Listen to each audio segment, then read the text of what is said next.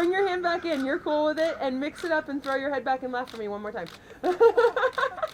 You are good. I'm gonna fall over. Be funny. Yeah, dance, monkey, dance. I'm not doing it. Exactly. Just make people laugh. Simple enough. Are you comfortable bringing your feet up, Bobby? Yeah. Okay, cool. Right there. Camel foot. We're getting closer. Oh, wait. Give him a wet willy with your stick. I know we're all disabled. That's kind of creepy.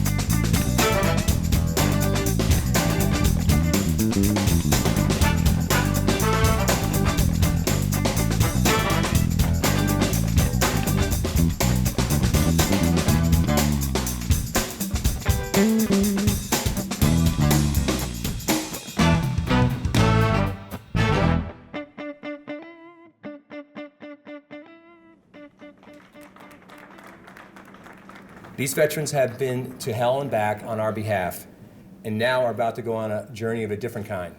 They'll be teamed up with nationally known comedians and comedy writers who will mentor them in crafting a short stand-up routine leading up to a live performance. Now I have the pleasure of introducing our 5 comedy warriors. Joe Cash now. I'm from Baltimore, Maryland. I was in the Army for 6.5 years, retired as the rank of sergeant. Being in Iraq was a dichotomy of emotions. It was the worst experiences of my life, some of the best experiences of my life. So I remember we were driving down the road in a convoy. I was the trail vehicle. I was driving the truck and I saw the road explode right in front of me. As soon as the blast went off and I looked down and I saw there was a lot of blood on the front of my boot, and it was just extremely painful. And the flight medic asked me how I was feeling, and I told him that it hurt quite a lot. And he said that he was going to give me some Demerol, and I offered to marry him. When I first got home and I was scared I would lose the leg, I did immediately try to deal with that by attempting to be funny. And they came in, they were talking to me and prepping me for surgery and telling me all the things that I could wind up expecting. And I looked at them and I said, well, I have 2 things that I really need you guys to consider. One, I'd like the leg returned to me so I can have it buried according to Orthodox Jewish tradition. And possibly even more importantly, if I'm fitted with a prosthetic, I want one with a secret cookie compartment. He said this to the doctor, the surgeon. I had a team of psychiatrists and psychologists come into my room the next day to discuss what was wrong with me. I was in shock. I was like, I'm trying to use humor to get through the worst situation I've ever been in and hopefully will ever be in. He always used humor to get past a lot of things, especially when he was recovering. And I'm sure it helped him a great deal. And to some people around him, it probably helped them too. Didn't help me to hear him say stuff like that. It was not easy at all, and my mother would say things to me like, how can you joke about having one leg gone? I said, Mom, this is what he's got to do. My latest joke is that I'll be sitting up. I'll be sitting up like this. And I'll lean back like this. I'm like, oh, my legs are stuck. My name's Rob Jones. I'm a sergeant in the Marine Corps. I went to Iraq in 2008 and Afghanistan in 2010. I had a metal detector and I was kind of looking around using my eyes. And, I just stepped on it. I missed it. When I first got hit, I knew that at least part of my legs were going to be gone. I checked my hands. I checked between the legs. Made sure that stuff was good. Then they told me that both were below the knee, but from the infections and everything, they ended up having to amputate above the knee. Well, I knew that my mom was going to be devastated, so I was just trying to think of a way to kind of lighten it a little bit.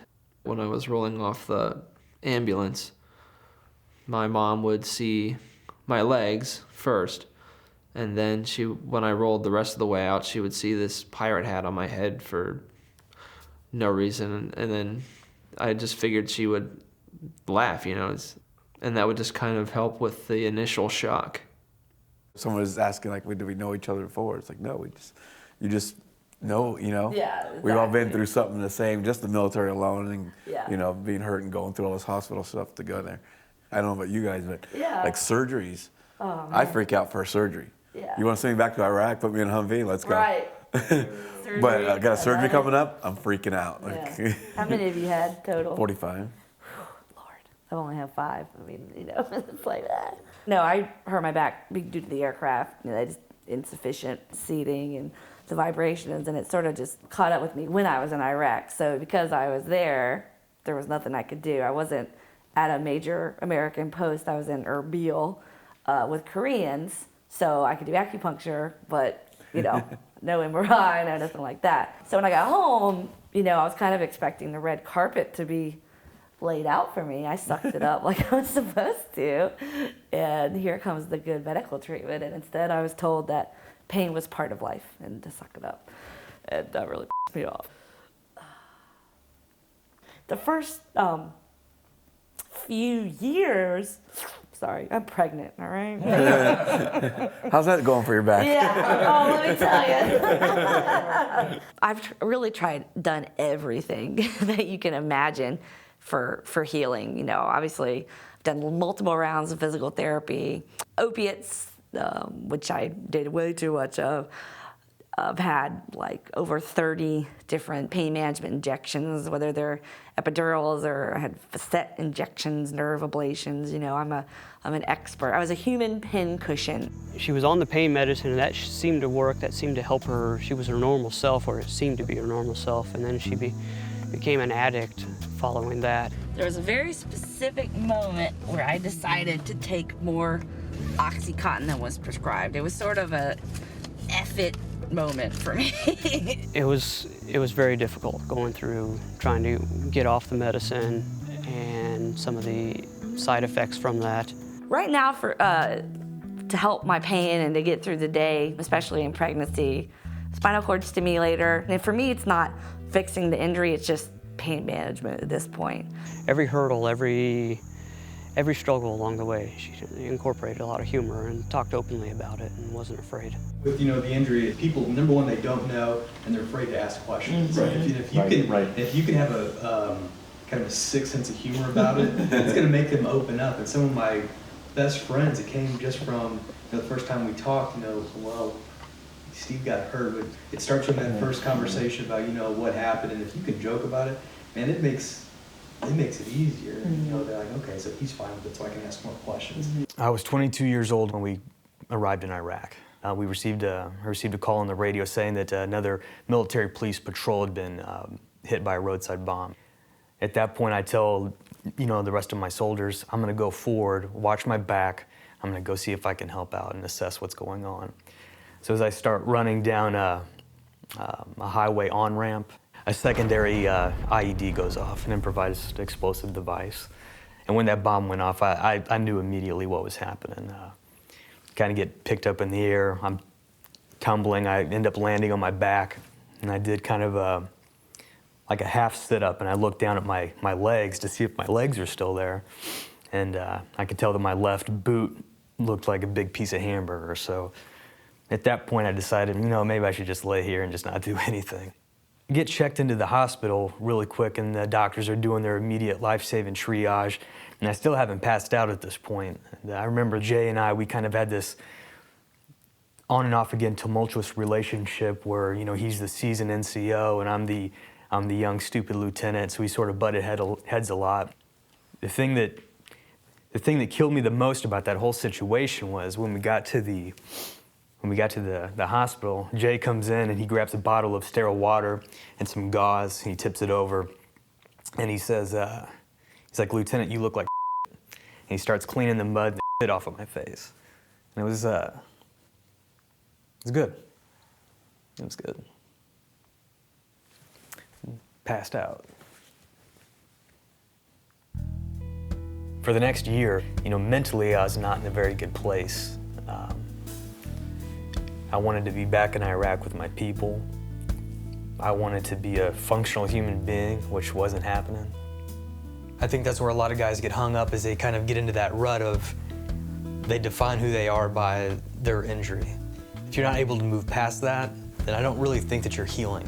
I didn't know that Steve was an amputee until probably 6 months after I started working at the agency. And I remember him getting up and shouting, "I'm looking for a foot. Does anyone see a left foot?" And I remember thinking, that's weird. And everyone's laughing, and I'm like, I don't really think that's, funny. And then someone was like, oh, he's an amputee. And I said, no, I didn't know that. And I thought, well, that's funny. He can make fun of, he can make fun of it. And you can either let those emotions from the day-to-day grind, beat you down and just be angry all the time, or you can let that come out at certain times. Laughing, it's a way to let that steam cap off. It just makes you feel better. Well, when I first heard about Comedy Warriors healing through humor, I wish I'd come up with the idea myself. What a cool idea to take veterans, people who've been injured, using humor to heal. I think comedy is a good therapy on just the level of therapy. It's a long transition back, and this hopefully makes it an easier process. When something hurts to talk about, if you keep talking about it, it stops hurting. That's what a comic does every single night when they go up there and they talk about something. My initial reaction when I heard about this is, haven't they been through enough? Very happy, well-adjusted people don't go into stand-up. It's a way of dealing with pain, insecurity, fear. I mean, it really is a healing kind of thing at its best. I think that humor is often looked at as not the way we should be when we're talking about these issues. And it should be. It's very, very helpful.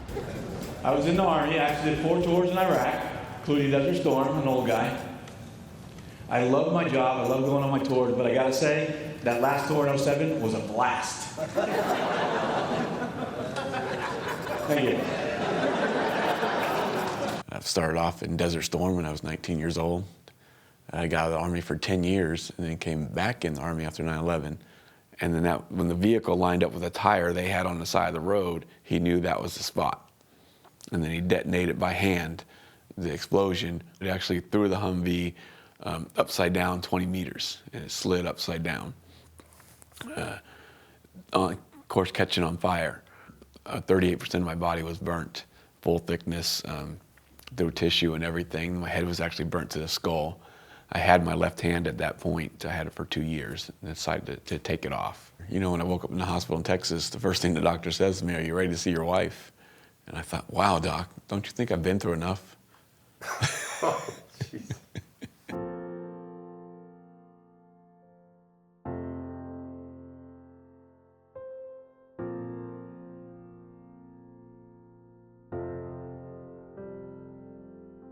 Yeah, in the beginning, I got really insecure with the relationship.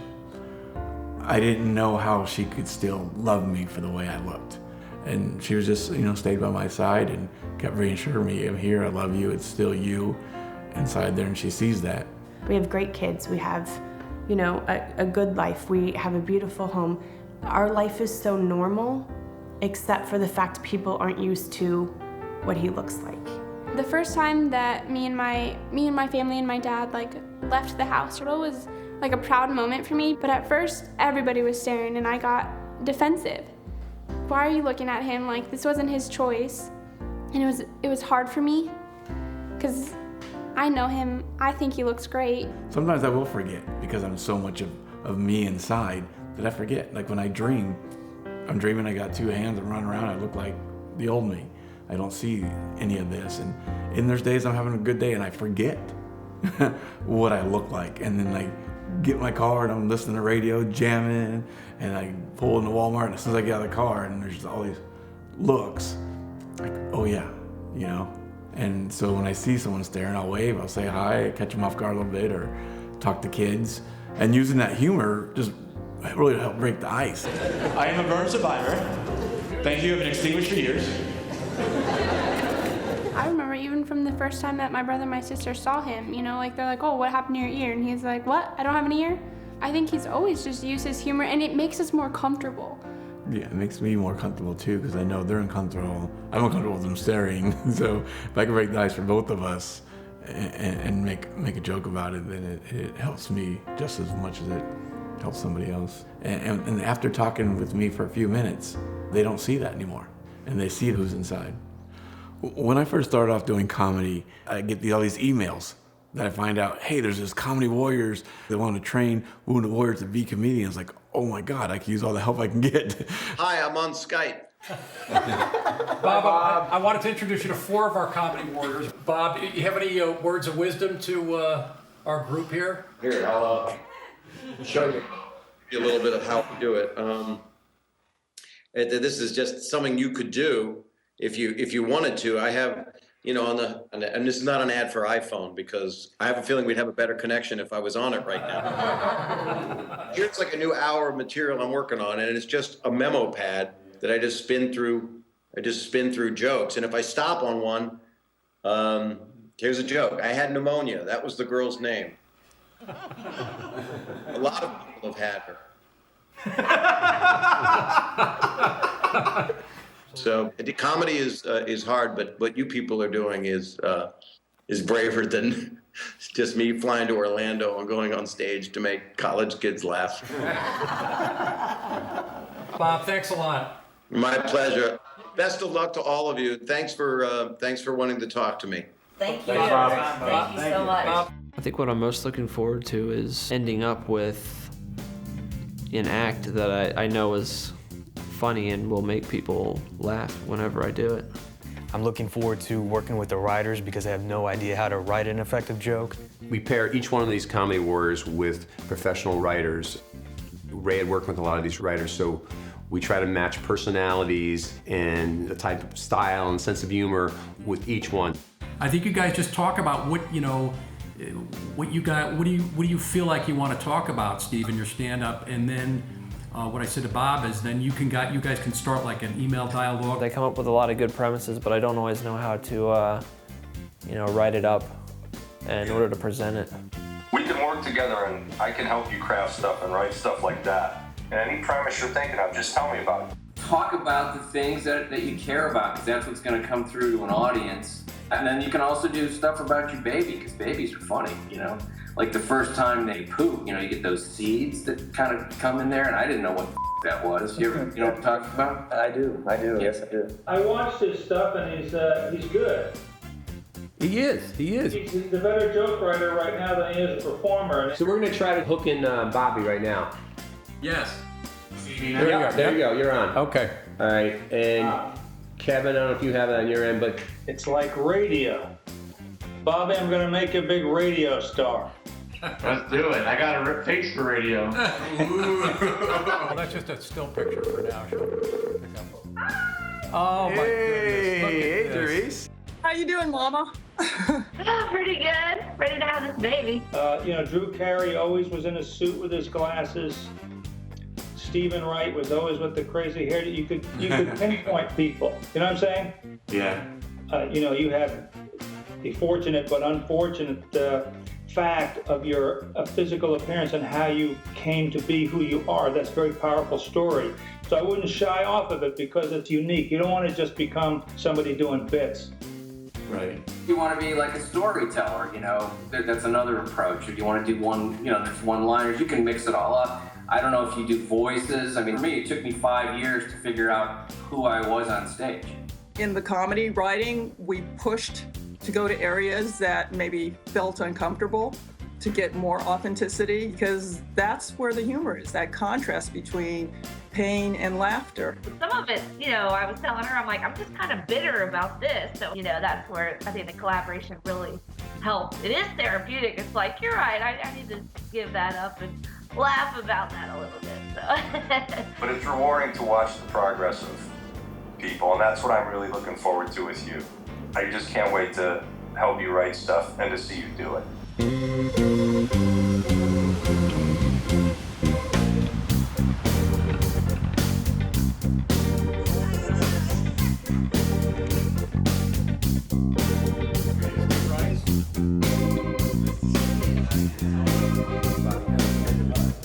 it's a workshop. It's a stand-up workshop, in essence, which is a really fast-track way to learn how to do stand-up.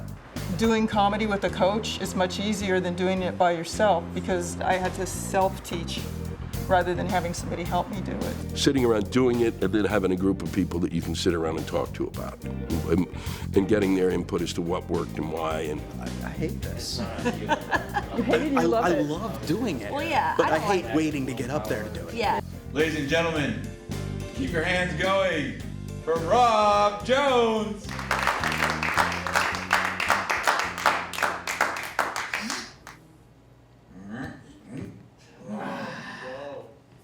Okay, Rob, we don't have all day, Rob.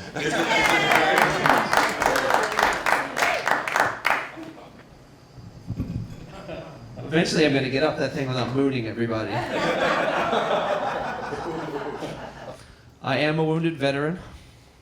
I get thanked a lot for being wounded, but I really got to give most of the credit for that to the terrorist that planted that landmine. He really did do all the work.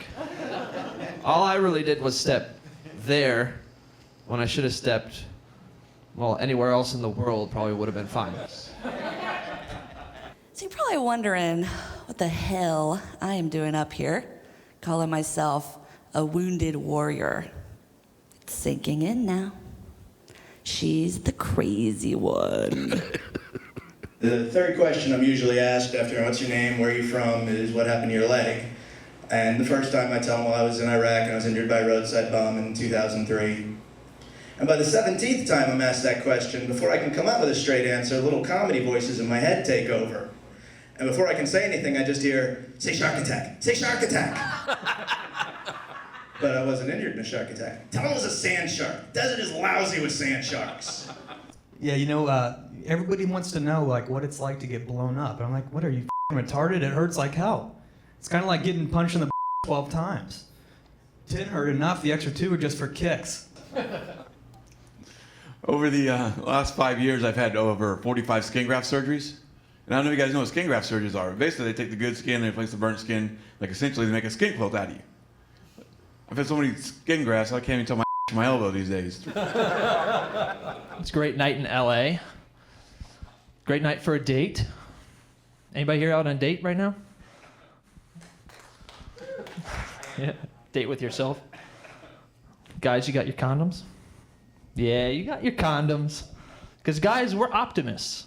And bringing a condom on a date is pretty much the most optimistic thing a guy can do. I mean, you're just getting ready, like, oh, I'm gonna need this later. But you gotta play it right. You can't just be like, yeah, I have my condom right here. Like, what do you mean you have it right there? Do you expect sex tonight? Well, no, I mean, I've just had it. Oh, so you're gonna use a condom that you meant for another girl. God damn it, no. That was all good. I was just trying to think if there was a way to reveal that you'd been wearing one the whole time during the date. Like when you do the bit about having a condom, that's great. It's a great area. It's a totally true hypocrisy that you're pretending someone's really special and yet you were prepared to meet anybody special. That's funny. But the audience knows where it's going. So that's the time I think to think of what's a really good excuse that a guy could give, and then what's a really good hole that a girl could poke in that excuse. How long have you been doing stand-up? That's what I would ask. Well, last night was my second time doing it for a crowd. Seriously? Yeah, but like the 5th or 6th time doing it for anybody. How long have you been in the service? I was in 5.5 years. Well, I'm retired now. Well, right. Stand-up is just a bunch of My first time seeing these guys was I was actually surprised at how accomplished they were for how very little time they've been doing stand-up. I walked into the club, I sat down in a chair, and all of a sudden everybody got up and performed. And I was surprised that I was so comfortable right from the moment they took stage. I was really stunned by the level of confidence. I mean, that's just for starters. For me, that was the hardest thing as a comic. Such a big part of it as stage presence and be able to hold your own on stage. I didn't have that for a long time, and I'm always off when I see people have it naturally. After I think you've been in Afghanistan or Iraq, no audience can scare you. To say the word brave feels kind of silly about something like this, but they face that, you know, bombing isn't going to scare them. This kind of bombing. I'm very excited to tell you I've recently written a book. Oh boy. It's a program on how to lose weight, and it's a very good program.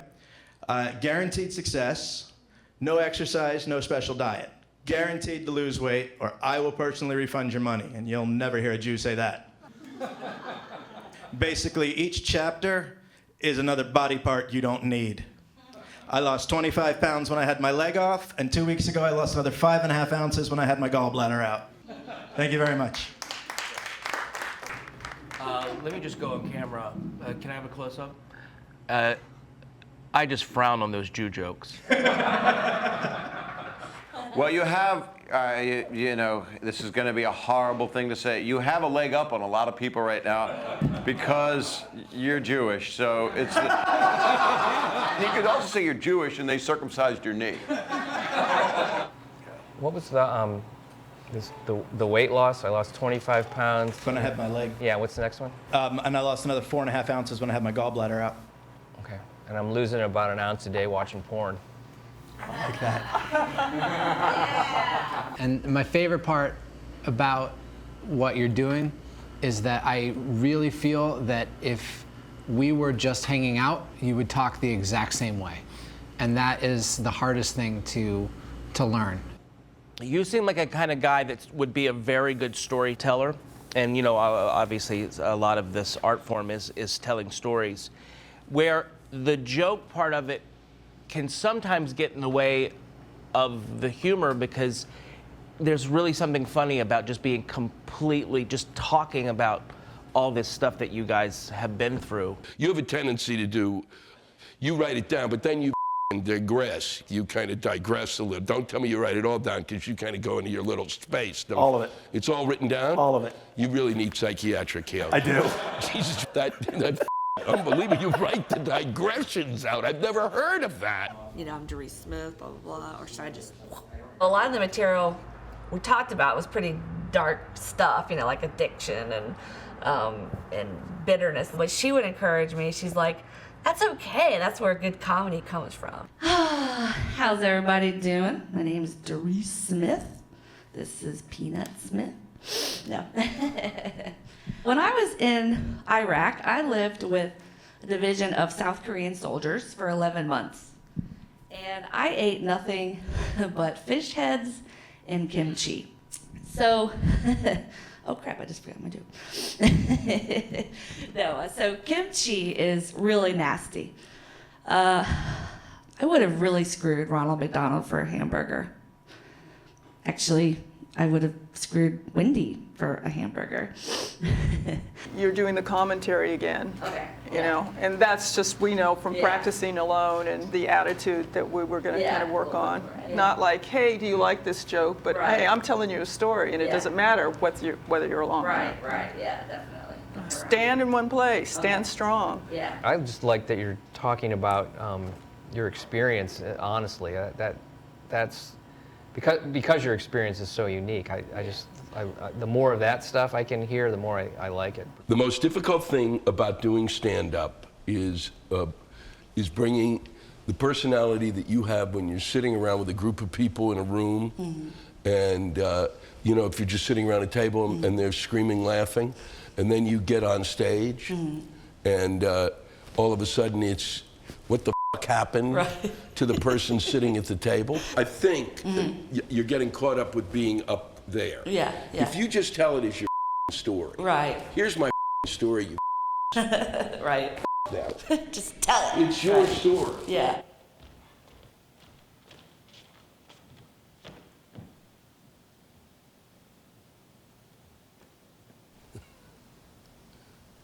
You should see the other guy.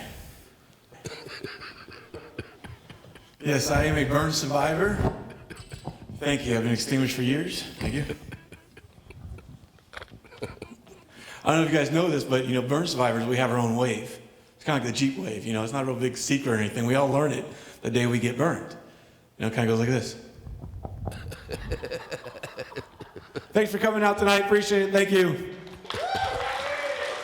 This is about as horrifying a way to do comedy as I can imagine. Me sitting here and you sitting there. But your opening, you can make, is $1 million opening. Okay, because you should see the other guy.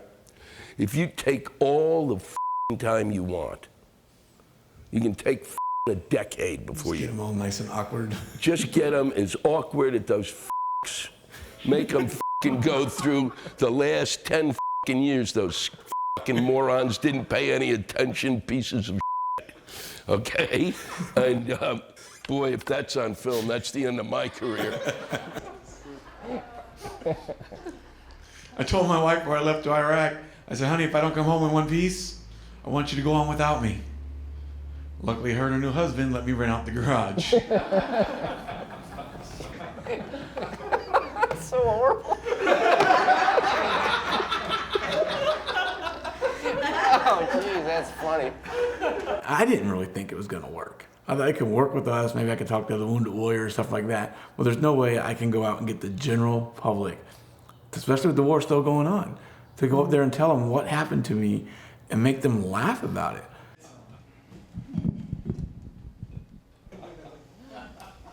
All right, I'm Steve Rice. Since I don't know you guys, I should probably address the whole leg thing.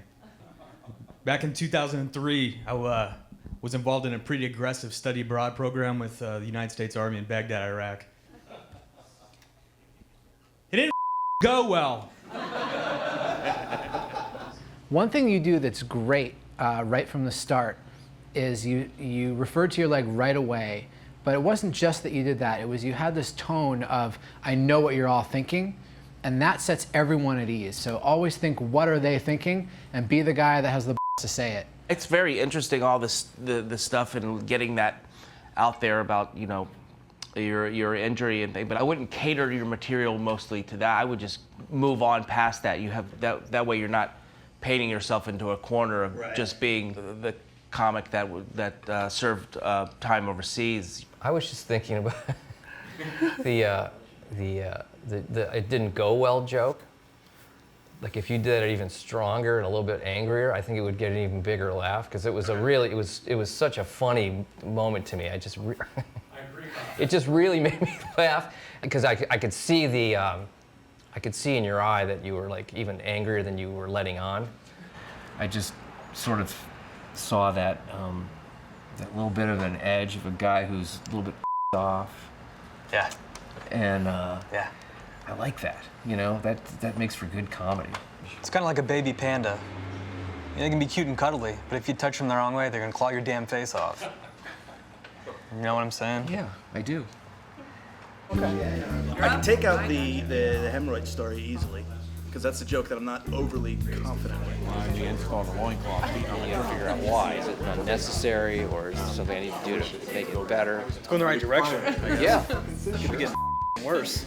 If I thought it was something I would potentially want to use in front of people, I sent it, everything, and I felt confident that if it sucked, he was going to tell me, or if it was good, he let me know as well. I always felt like talking to the audience is a waste of time, Oh, yeah. But some people are great at it. That's kind of my nervous habit, though, when I stray. Where are you from? Yeah.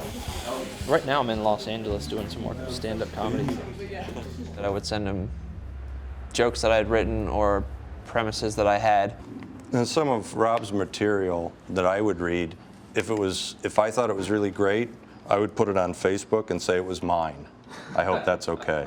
My father used to, and he still does tell jokes, but I don't think he's ever told one properly, which is great. My brother told him a joke that his high school team was named the Nads, and every time they'd run out on the field, they'd yell, "Go Nads!" Oh, I tried to tell that joke so many times. It was absolutely ridiculous. I don't even remember how I messed it up, but I know I sure messed it up every time. Or I would go out there yelling, "Yay, Nads!" And people would look at me like, "What's funny?" I said, "Oh yeah, go Nads, go Nads." Yeah. And then they look at you like you're a real jerk. That's why I don't do stand-up and Joe does. We're here for Comedy Warriors. It's a very exciting project. They're showcasing traumatic injured veterans who are using humor to heal, and their tagline, healing through humor, is very moving and very motivating, and I'm still a little pissed they've rejected my tagline, come out and laugh at the handicapped. Dealing with pain is the most difficult thing I've ever had to negotiate around. Pain that's uncontrollable is, by definition, painful and miserable and exhausting and overwhelming and can take over every facet of your life. And when I lost joy in doing anything, I couldn't even enjoy sitting around and playing with my newborn son and just watching him discover new toys or new sounds or whatever it was. I really wondered what was the point. I started seriously contemplating suicide. Suicide is the only option for people whose pain outweighs their coping mechanisms. And if I'm not even getting any joy out of the greatest experience of life, then why am I still bothering? And I realized that I was still bothering because he deserved to have a dad around. You know how I know the government's running out of money? Last year, I applied for Social Security disability. Got denied. Twice.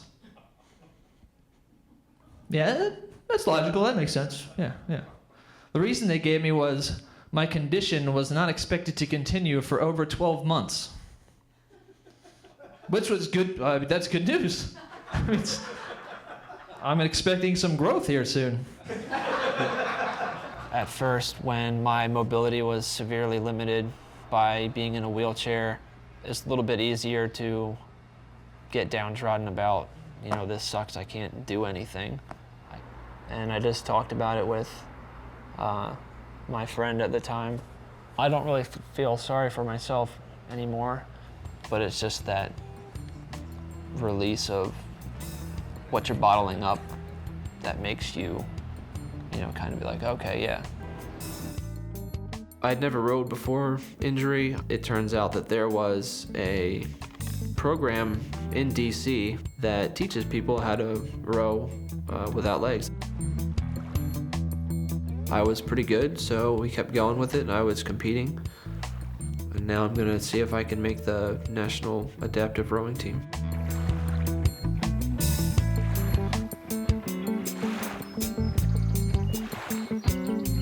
The only way to find out what you are capable of is to try and do something that you want to do. I'm 60% disabled from post-traumatic stress disorder. But you get a lot of anxiety and you get stressed out, different situations, the unknown. Like when at a grocery store. I go to the same grocery store all the time here, and I know where everything's at in that store. I can make my list according to the way I maneuver through the store. And I have to start in the back and work my way forward. And I have to do routines. Otherwise, my anxiety kicks in, the heart starts racing. I feel numb, like I'm in this own world, and just everything around me, it just feels like you're being held down. I'll get anxious about certain things. It could be even driving in traffic or trying to get to the airport on time or dealing with just stressors in the household. It's a fight, I think, to constantly try to keep that in check, the protective side, and it's easy to bubble up and get angry about stuff. Without a doubt, I have some form of PTSD, and it's considered an anxiety disorder, which is why I have issues with large groups. Some of the techniques that my therapist and I have been working on to deal with stressful situations, I was also using just to deal with the nervousness of waiting to go on stage. And they help, the deep breathing exercises, they helped calm me down a little bit. I know that there's obviously some dark hours that these gentlemen have spent, and there's no, to find a funny way of telling that to the audience is a real art form. In case you're wondering, yes, the carpet matches the drapes.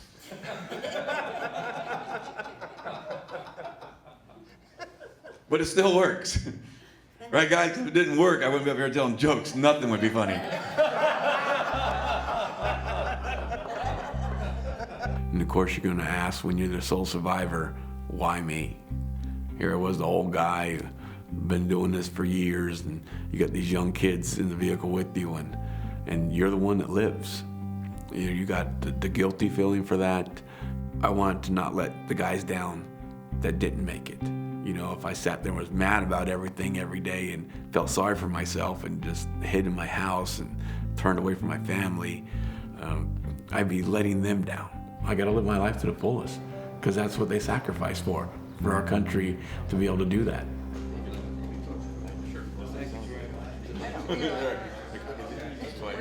Bye, you guys. Thanks again. Thank you. Appreciate it. I have to say, there's a part of me was really nervous. I was going, oh, this is the worst position to be in. I'm going to be sitting in the audience. I'm not worried about the three of you. You've been through hell and back, and I'm worried about, well, I got to get up. I got to walk 3 blocks. You know, it's also, I mean, I have empathy because it's weird. It's really weird for you, but it was great. God, I mean, it was really fun, which is good because it could have made for a long day. It was awesome because it doesn't, I don't know, you make somebody off the street laugh and that's fine, but somebody who's been in this industry for, what, 30, 35 years, and he finds what you're saying funny it's just incredible. I think it helped energize me again. You know, comedy's like, is this gonna work? You know, am I still working at it? And you see that, and you see the energy from these guys when we feed off each other to bring it up to the next level. We challenge each other, and we're given those tools by these A-list comedians, the writers helping us out, tweak stuff a little bit here and there. Well, the best advice I've ever gotten in stand-up is what my dad told me, and I don't know how he knew, because he's not a stand-up, but he once told me, only tell the jokes that you like, and only keep the jokes that they like. And that's kind of always been my compass. You don't want to tell a joke that you don't like but you think they'll think is funny, because when that bombs, you feel like the biggest piece of shit in the world. I remember I was doing a show and I was like, God, I've been doing these jokes that I don't really even like, but I'm gonna try to, you know, the things that made my friends laugh and make me laugh. And I hate to sound so cavalier about it, but the audience. Just do what you think is funny. My main advice to anyone who wants to do this is that you do it. You just get up as often as you can, whenever you can, and do it over and over and over again. It's like anybody that does any kind of writing, just rewrite it, rethink it, redo it. Get up on stage, just keep doing it. It's the only way. It's just find that hometown club and go up as much as you can, every chance you can, and it will happen. You have to just get on stage, you have to, and there's terrible shows, and to realize that a lot of times it's not your fault for not doing well, it's just the geography of the room. It's really hard to tell a joke in a cemetery.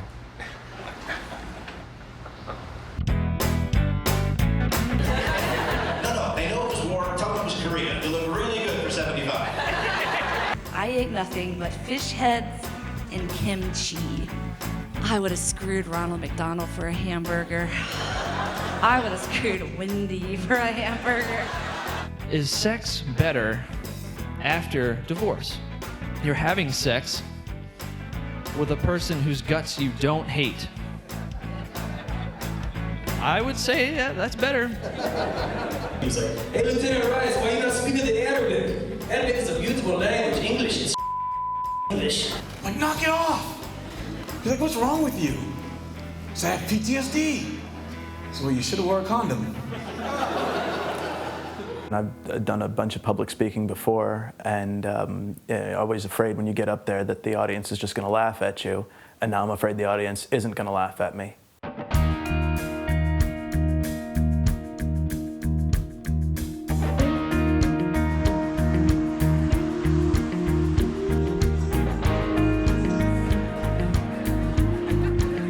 This is huge.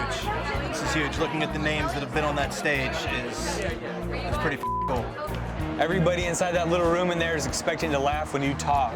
That's a lot of pressure, but I think after our rehearsal today, it's going to go really well. The Burning Man wave. Jackpot.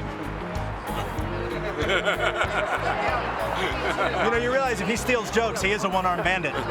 Yeah, should be fine as long as I say everything right. If you say it wrong, it doesn't matter anyway. Just go with it. Yeah. And if you fall down, it's okay too. I'm gonna be right there for you. Yeah. I'm gonna pick you As long up. as I don't fall down, everything will be fine. I'm gonna put you back in the nest. All right, next time to come to the stage, guys, is your first comedian warrior of the night. Everyone, the very funny Rob Jones, everybody.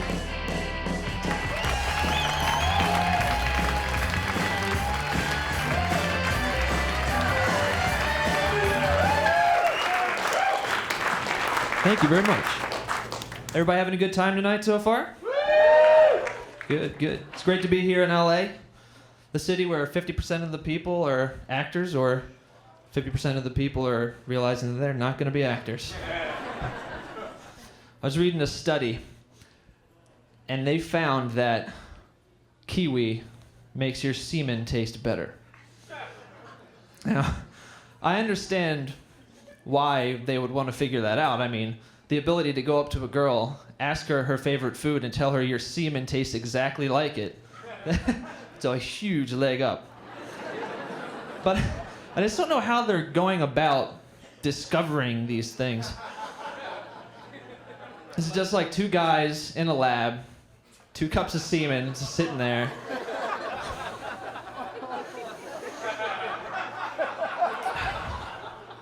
One of us is gonna have to. All right.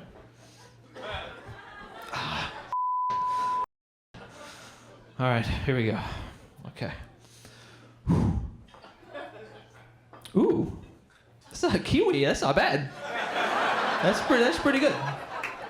It's like a smoothie. It's delicious. They go out to the streets. They take it out to the streets like one of those Coke Pepsi taste tests. Excuse me, ma'am. Could you please put on this blindfold and tell us which mystery liquid tastes better? But then I was reading in a book later, and in that book they said that if you have diabetes, your urine smells and tastes like sugar. Who are the people that are just volunteering? You know, I'm gonna see what this stuff tastes like. They have the guy there. He's going, all right, to subject number 1. Oh, no, you don't have diabetes. You're fine. You're a very healthy individual. Been eating a lot of asparagus. Yeah. I can tell. All right, give me the next one. All right. Ooh, oh, that's not bad. Sir, you are severely diabetic. Oh, you probably got about 2 weeks to live, but this is delicious. Give me that vodka. I got a mixer here. All right, that's it for me. Thanks.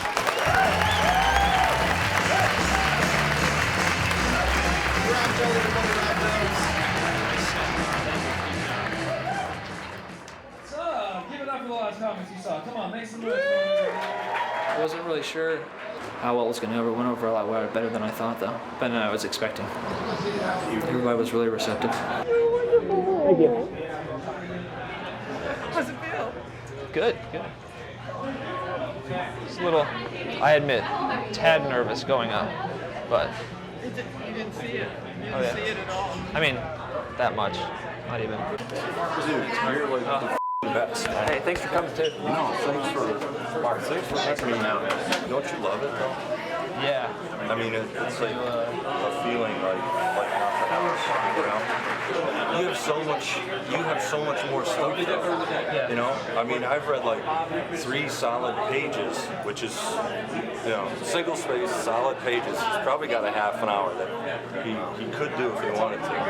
Okay. She's 8 months pregnant. You'll see a red light on the Okay. Okay. All right. Doris Smith. Right. Okay. All right. Thanks. You ready to rock? I want you to put your hands together for Miss Doris Smith.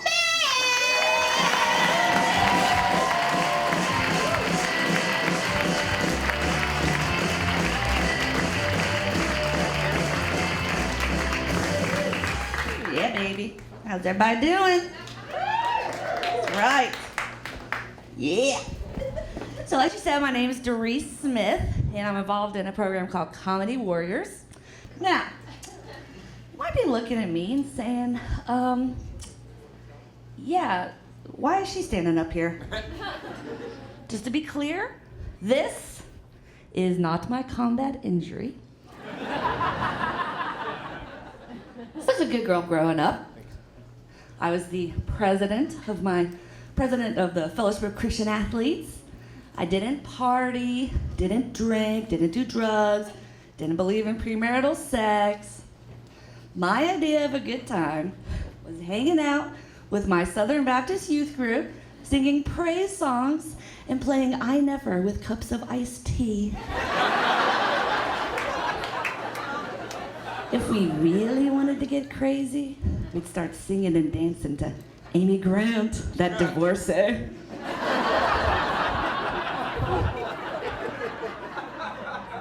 I am a recovering addict for a year now. Just in time.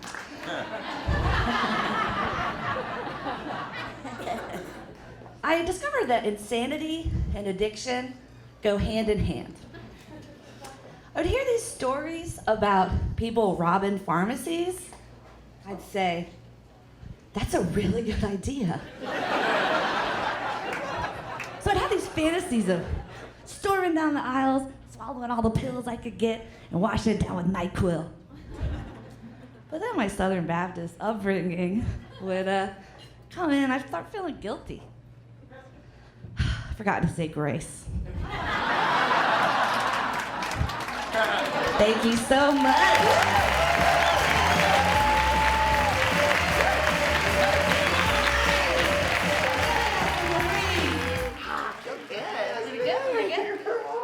Hey, Peanut, you did well. He likes performing. Like, you probably, seriously, you're gonna see like fists punching out because he's like, yeah, let's go.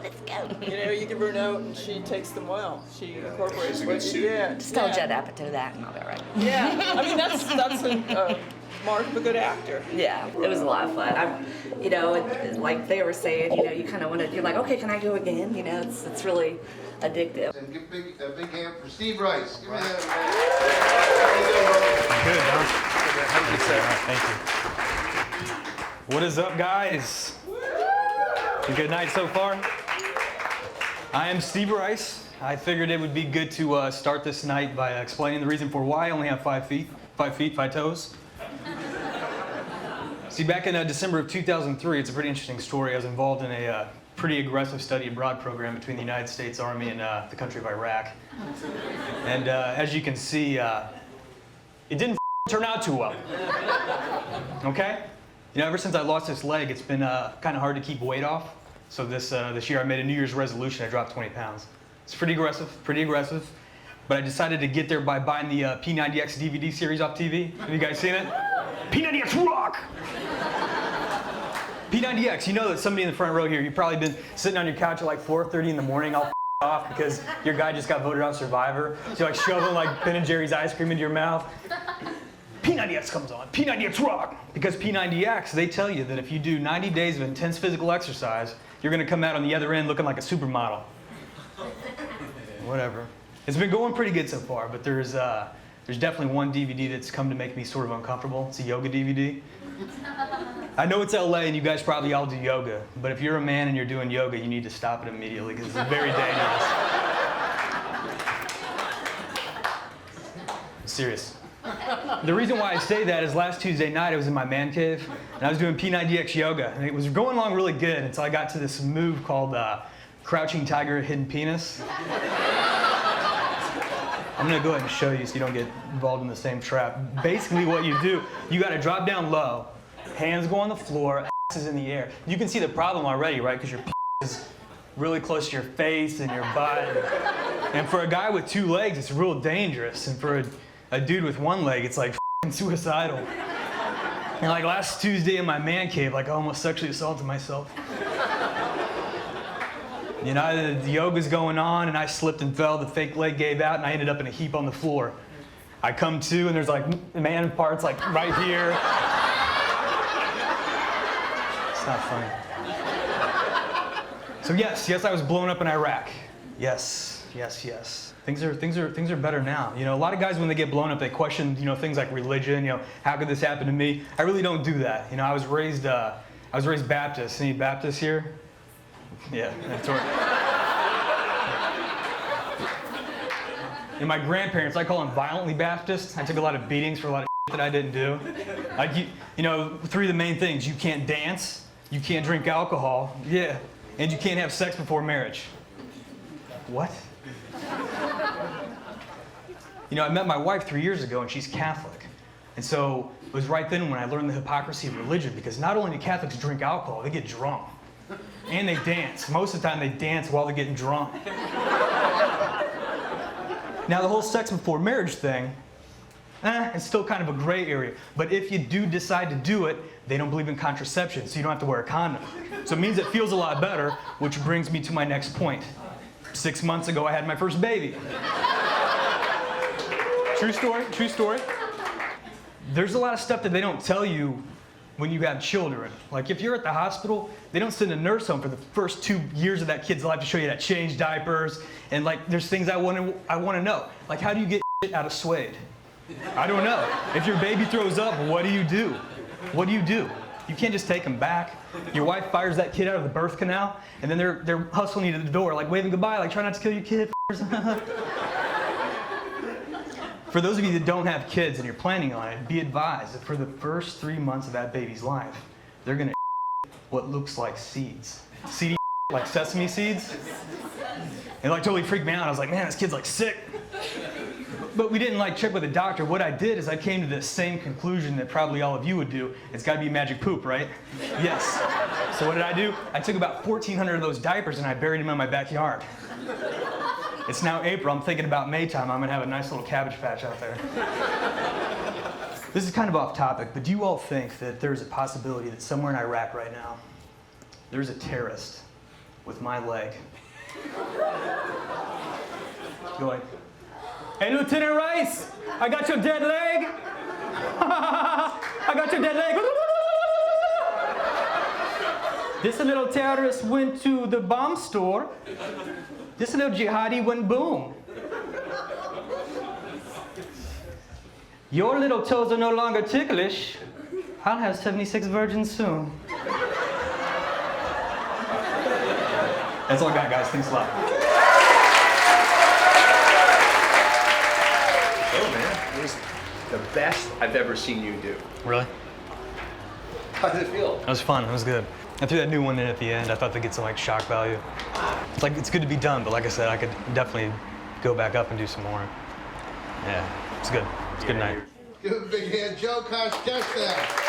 Hope I pronounced it right.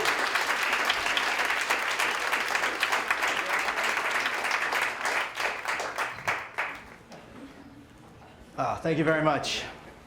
I find when I meet people, I like to tell them right away that I'm an amputee. But I want to tell them in kind of a fun way so they're not creeped out by it. Like last night, I was out at a bar and I was hitting on this girl, and I looked at her and I said, "Hey, I've got 1.5 feet." She was impressed. And I said, "Would you like to see it?" And she was intrigued. And I reached down and I started to unzip my pants from the bottom of the cuff. She was excited. And then she was very disappointed. And then we went home, and she was really disappointed. But I find every time I go out and I pick up a girl and I take her home, invariably she won't get along with my wife. Which causes me no end of strife there. I should explain, I guess, that my wife's actually bisexual. And she's made it very clear to me, since I travel a lot doing this comedy, that if while I'm away, if I pick up another girl, that's fine as long as I call her and tell her about it. And she says it seems only fair because while you're away, I'll be sleeping with other women. There's no punchline, I'm bragging right now.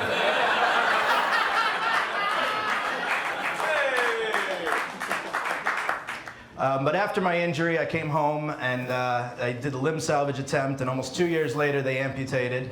And I talked to the doctors and I said that since I'm Jewish and my religion's very important to me, I'd like to have my leg returned so I can have it buried. And they agreed, and it's now buried in my hometown of Baltimore, in a lovely little grave. From Baltimore? Sorry to hear that.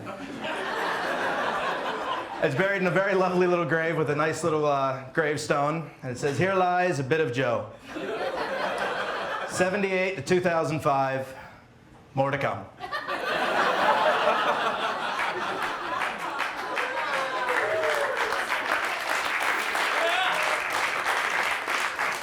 But about a month and a half ago, I had to have emergency surgery to have my gallbladder removed. And I had to go back to the grave and now dig like a laundry chute into it. And now it just seems I'm constantly going there and chucking stuff in, the gallbladder, my wisdom teeth, my hair, my sanity. That thing's filling up quick. And basically what it is I found a way to die on an installment plan. Because I mentioned I'm Jewish and I'm offended paying full price for anything. That was just for my Israeli fan right there. I am actually a professional Jew. Professional, like as any other kind, right? I mean, come on, you're not going to find a Jew who's a plumber, an electrician, or any other type of union skill like, I don't know, carpenter. Well, there was that one guy. And we recently discovered in one of our secret meetings that Jews have, the issue that we had with him, it wasn't what he was preaching, it was, hey, this guy wants us to work for a living? Trying to become a fakakta accountant here, I ain't lifting a hammer. But like I said, I am a professional Jew, and I found a way that is going to work really well with American culture to make money. And I'm writing a book on how to lose weight. And I'm very excited about this project. It has guaranteed success rate, requires no diet, and no special exercise. Essentially, each chapter is another bit or body part you don't need. I lost 25 pounds when I had my foot off, 4.5 ounces when I had my gallbladder out, and thanks to internet porn, I lose a full ounce a day. And let me tell you, taking that stuff to the grave is exhausting. Thank you very much. That's all my time.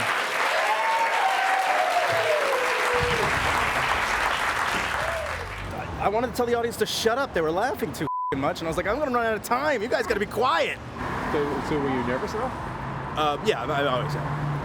I was talking a lot of game earlier, but no, I'm always terrified to go on stage. Oh, I just got laughs, so I'm not going to bed, and I'm up and wired, and this is awesome.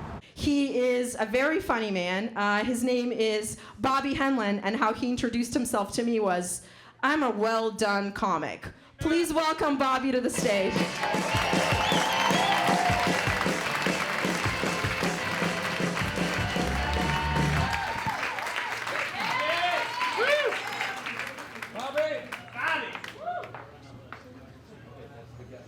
You should see the other guy.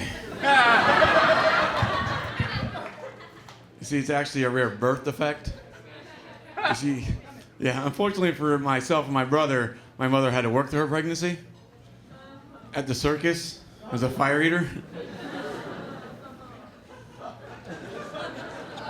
Now she thinks she has a right to complain to me about her acid reflux. I mean, obviously I came out a light-skinned burnt guy. My poor brother, he just came out flaming.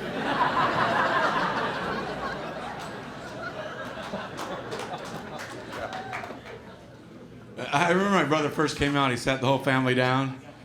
He was like, "I'm gay." Like, "No shit, Captain Obvious. You've been playing with Barbie since you were like 6 years old." My dad took it the worst. He's just pacing back and forth like, "Walk it off, son, just walk it off." My mom was actually happy. She was relieved because she was afraid, he was gonna say he was Catholic. Like I said, I was in the Army. I did 4 tours in Iraq. Thank you.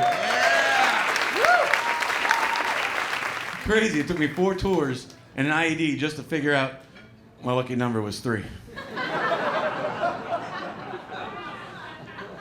Over the last 5 years, I've had 45 skin graft surgeries. Now, I don't know if you guys know what skin graft surgeries are, but basically they take the good skin and replace the burnt skin. Like essentially they make a skin quilt out of you. I've had so many skin grafts, I can't tell my my elbow these days. It's ridiculous. Like for instance, they took my stomach and they put it on top of my head. Now I gotta pick lint out of my ears. I get a headache when I eat too much.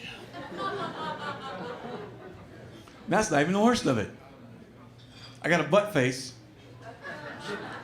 lips,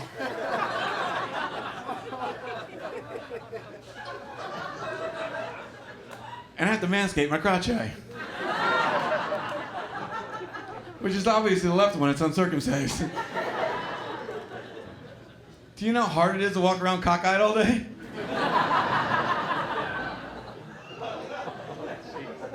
But it's all about the positive, right? Look at the plus side of things. Ladies, if you're a multitasker, which most of you claim to be, with one long, sweet, passionate kiss, you can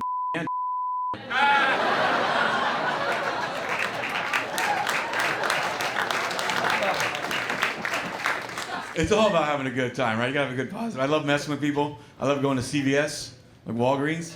I'll get a hand basket full of scar removal. I just want to see the look on the cashier's face. I think that's enough.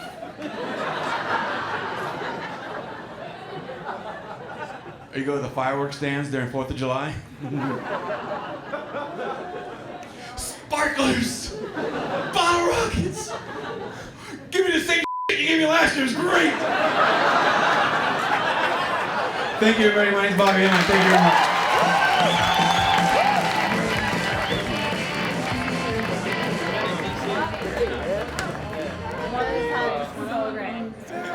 Bobby, outstanding. I enjoyed that. It's very funny. Thank you. Yeah, Thank you. Keep it up. Keep going. Will do, definitely. Thank you. Thank you. And thank you again for the internet porn joke. That was awesome. They loved it. I saw the very end. It seemed like you were killing it. Had a great time. He was on fire. That was only your third time on stage? Third time on stage, second comedy club. Really? You need to maybe relax a little. You were killing, you wouldn't even know it. Sit down, I'll tell you a story. I've been in business in here for 33 years. My first comedian on the stage was Richard Pryor. You know, I said to Richard Pryor one time, I said, Richard, what makes a good comedian? You know what he said to me? 10 years of stage time. And Burnett was telling me how short time you guys been doing it, how wonderful you are. You're gonna get surprised. Some little surprise. Right now? Yes. All right. I would love to have you guys to headline, all 5 of you. Come headline in Chicago. I'll fly you to Chicago. You're going on, you get paid for it like headliners, and the same time I'll take you to Vegas to do Vegas because you guys deserve. I love what you guys do.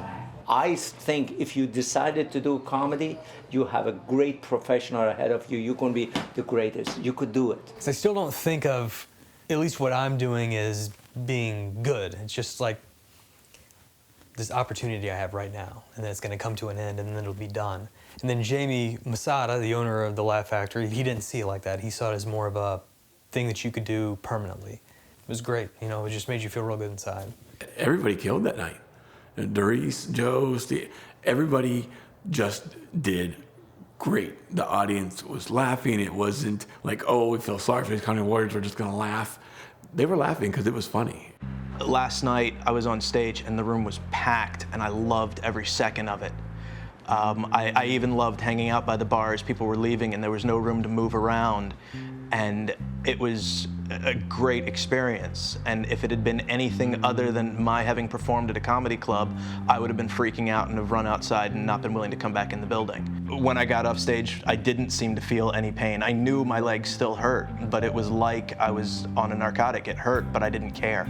I can now kind of laugh at things that used to just make me cry. And so now it's like, you know what, it's kind of been like a release. It's like I used to be really bitter about a lot of things about my injury and how I was treated. And now, you know, I can incorporate it into my act and laugh about it. Comedy Warriors is amazing for so many of not just the soldiers, but so many people to see that regardless of what you go through, you can do anything, you always feel better after you laugh. I have never met anybody that said they felt worse after they laughed, ever. Helping people laugh, helping people get out of their dark places is wonderful, and doing that to help me get out of my own is a gift, and it is a dream, and it's just been wonderful. He'll finish the show and it may take him an hour to leave the arena, because so many people identify, not just, oh, he's a hero, but look what he's done, and I lost my son,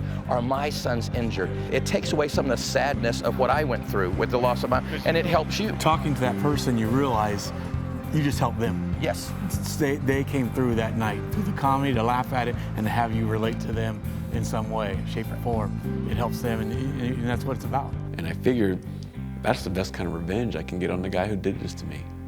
For my buddies, if I can go around the rest of my life sharing my story and helping others better their lives, if I can help more people than he's ever hurt or killed, that's the best kind of revenge I can get, and I'm going to continue on with that mission.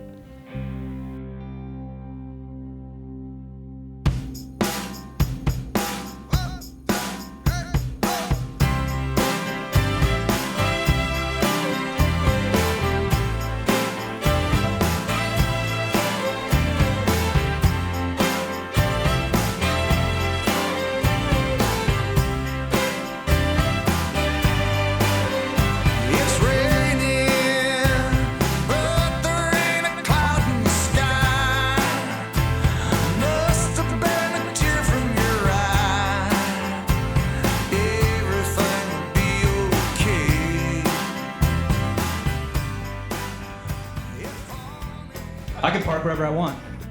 Hey, Rob, I can park in your front lawn and I'm not going to get a ticket. You know why? Because cops don't like to give cripples tickets. They don't. I know you're somewhere wondering what I looked like before. I always tell everybody, it's kind of mixed between Vin Diesel and Spock. Now it's more like, hey, you guys! I was in the convenience store at the hospital this one time, and I was in line, and I was behind this guy with his arm in a cast, and he's talking to his friend, and he's saying, oh, this cast sucks so much, it's so itchy, I hate it. And I get on the smuggest look I can manage on my face, and in my smuggest voice I say, yeah, sucks to be you, bro. And he turns around and is like, oh. I'm like, yeah, that's right. And from behind me, I hear, yeah, sucks to be you, bro. I'm like, who the hell? And I turn around and there's a quadruple amputee standing right behind me. I'm like, oh. Then behind him there was a head in a jar. I don't know how that guy got there, but he wins. Hands down.